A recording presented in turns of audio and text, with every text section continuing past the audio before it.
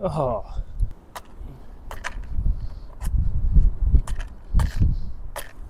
Atlanta, there we go. It's a windy one out.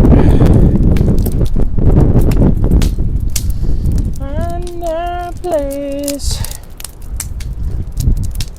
Ah, man. Coffee is just better though. And cold.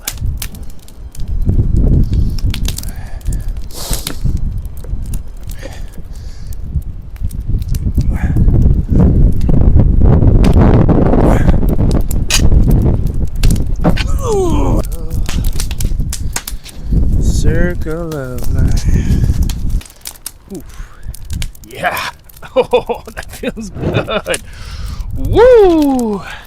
We finished the polar vortex thing we were in just like 2 days ago. It was like felt like negative 40 with wind chill. That's what the weather people said.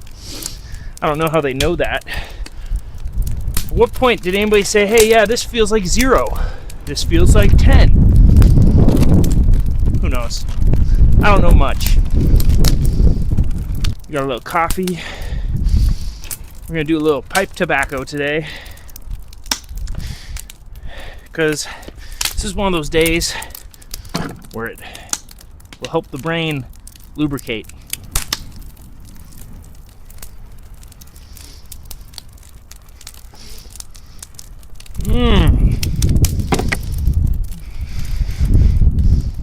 Got deficit cleans, boards together, elevated platform, much more stable than how I was previously doing it. Got sunshine. It's currently like 16 degrees out, but with the fire and the sun, I feel pretty good, not gonna lie. Got my wool gloves in case I need them. Warm coffee, the rocking chair. Vibe is set for some big brain activities. I don't know about weights. I don't know how big we'll get, but the brain though, brain maxing will be taking place.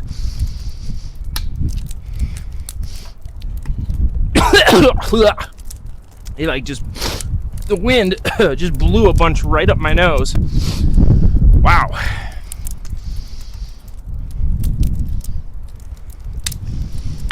The fun part about pipes is it's kind of like a natural meditative act. Paced breathing. I'm talking more than I normally do when I smoke a pipe. I feel like it encourages some introspection. I gotta pick up this. Hey, bud. Ugh. You're coming out. Excellent. I'm excited to have you.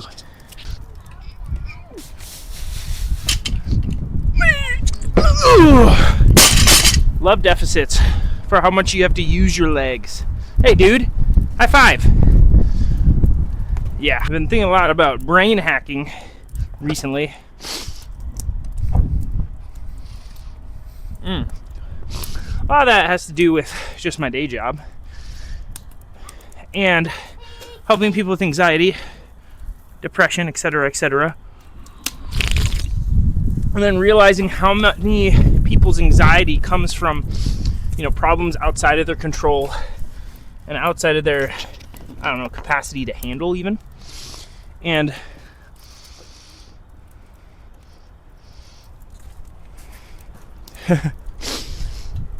and then I just kind of had this epiphany where it's like, wow, a lot of time I think people, let's start here. It starts with the amygdala. Amygdala is part of your brain that has the fight or flight, right? Fight or flight is two options. Historically, in evolutionary psychology, this was developed to turn off, this is your instinct, help you survive.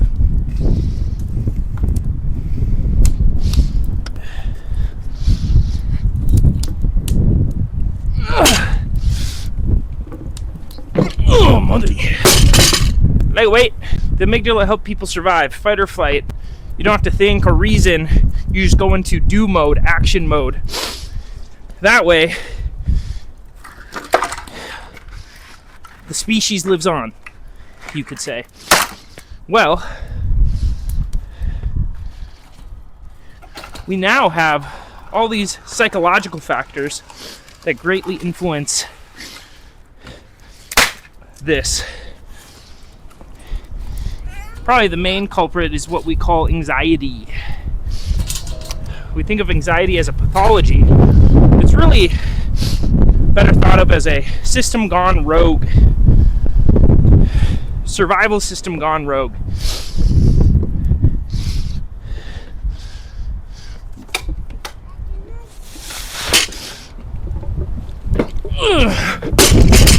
How would someone go about using this system to hack your brain?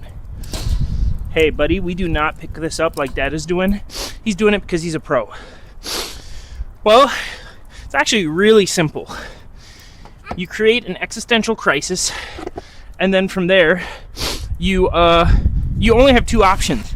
It's fight or flight, right? They do talk about freeze, and freeze is a response, but we're gonna focus on fight or flight because more times than not, if this person is trying to create an existential crisis, they only want you to have two options because then it's easier for them to control. If there's 10, 20 options, much harder to predict. So they want two options, right? And this makes sense from like a evolutionary psychology standpoint, because if I'm running and I'm being chased by a pack of wolves and I have to jump into this raging river, I really have a split second. You can't have many more options than that. So it's either jump in or fight for my life, right? Maybe climb a tree, I don't know. But so, and it's funny, you'll see this in marketing even. So much marketing is about death. The biggest fear people have is like public speaking and death. But honestly, at the end of the day, I feel like death is the most logical, obvious, greatest fear. Just a lot of people don't haven't experienced it, thought about it enough to realize that's a much higher fear than public speaking.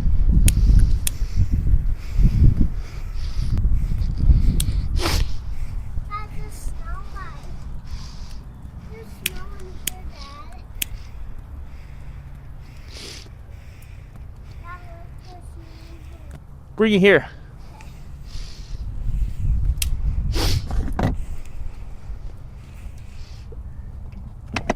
I'll come to you. You can't take your boots off, because otherwise your feet are going to get cold. You got to keep them on. Oh, there was one there. I know, but it's colder if you take them off. Anyways, so like even in marketing, oftentimes you're presented with, take this drug or you might die. Take this drug and it will fix all your problems. Good job. Most marketing does kind of rely on fear of death.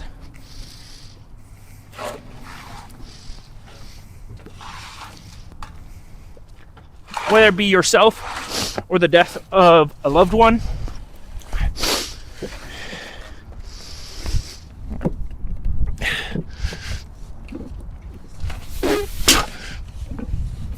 Yes!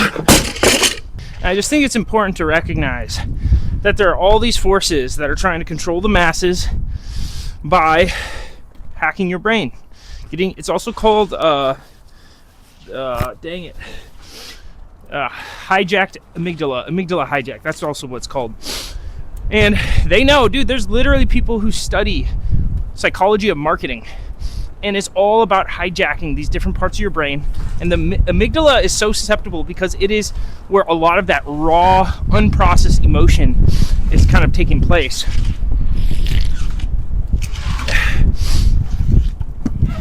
And they know that if they can keep you there, they can determine those two options, making you easier to control. Okay, watch out, bud.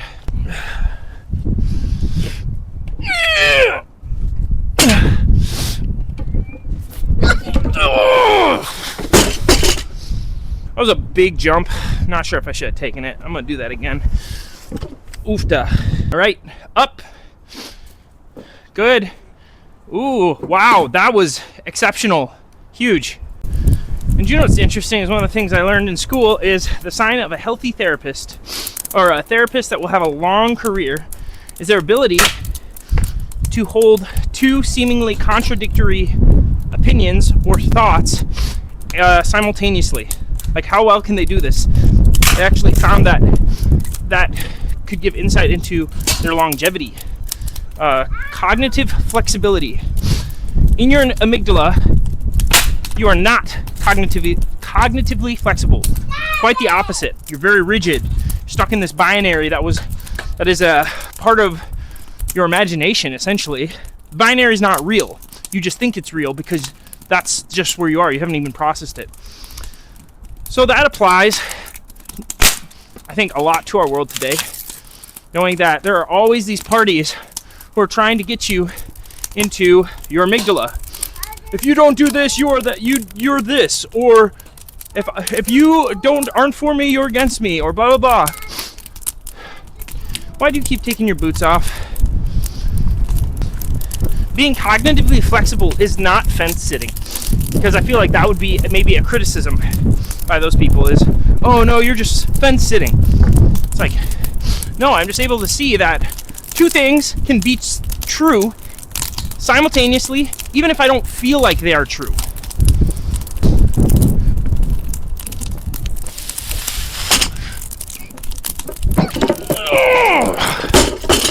I felt better. Okay, come here. Okay. Okay, what do you think is the most important thing with training and getting stronger? Got any tips? Let's hear them. Careful by the fire. What's your tip? What do people need to do to get stronger?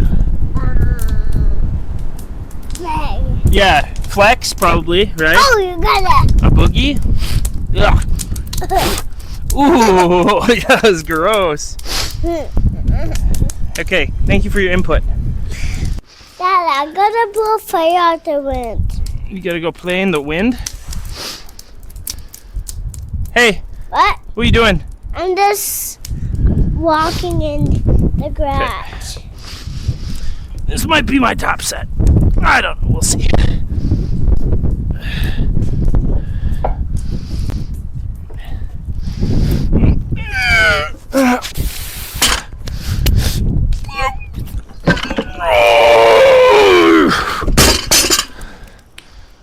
Yikes.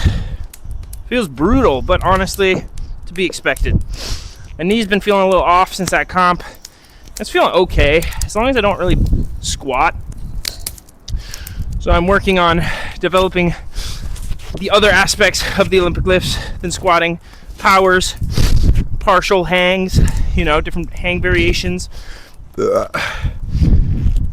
Pulls, lots of pulls, and isometrics, baby. For sure gonna do one more. If that doesn't go great, or if that goes great, I'm gonna do one more. If it doesn't, call it quits and move on.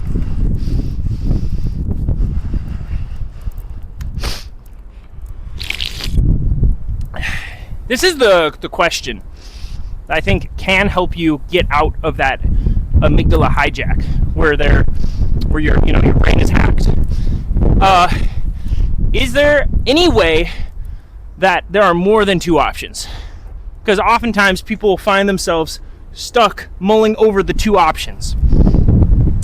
More than likely, yes. Or are these two options, could they be, are they mutually exclusive, truly? Oftentimes, it's really rare to find things that are truly mutually exclusive. In my personal opinion, especially when we're talking with other humans.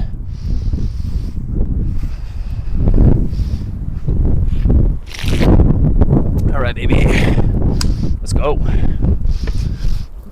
Oh, but Sensei, you're just sitting on the fence. Somebody who says that is trying to control you. They're trying to control your action. In some cases, sitting on the fence, in my personal humble opinion, is a virtue. Because it's recognizing that you just don't know everything, right? I don't know. You can feel free to disagree with me. Tell me I'm wrong. Oh, come on. Oh, yeah. That'll be the last one of that today. Cool beans. Move on some isometrics. The BFR cuff. Come on, baby. thighs have gotten bigger since I last used this. Okay. Ooh.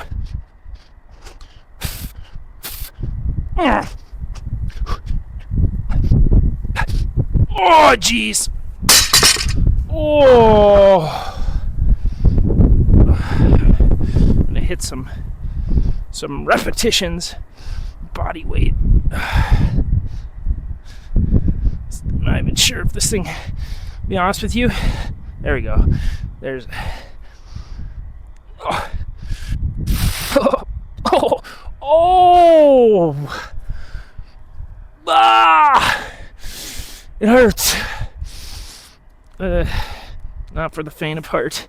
I know this video might feel kind of politically loaded. I promise you, this video is for both of the binary. Because what we forget is, in those two sides, there's a circle around both of those called being an American. And I think so many of us have forgotten that. And I've been that person at times too. I don't want to be the first to throw a stone. But I do know one thing, is I don't want to be hijacked or hacked into supporting things that do not align with my values, or getting in civil, I don't even know what the right word, extremes that don't align with my values. And I'll be honest with you, more and more it feels like we have less of that. People willing to disengage the amygdalas of the common folk. And I mean, frankly, it just makes money activating everybody's amygdala. They're just like free cash cows.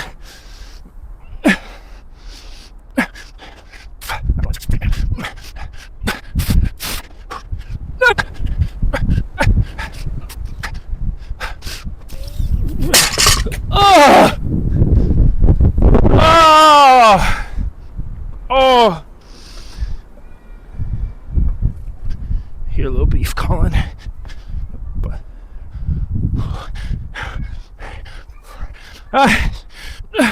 It hurts.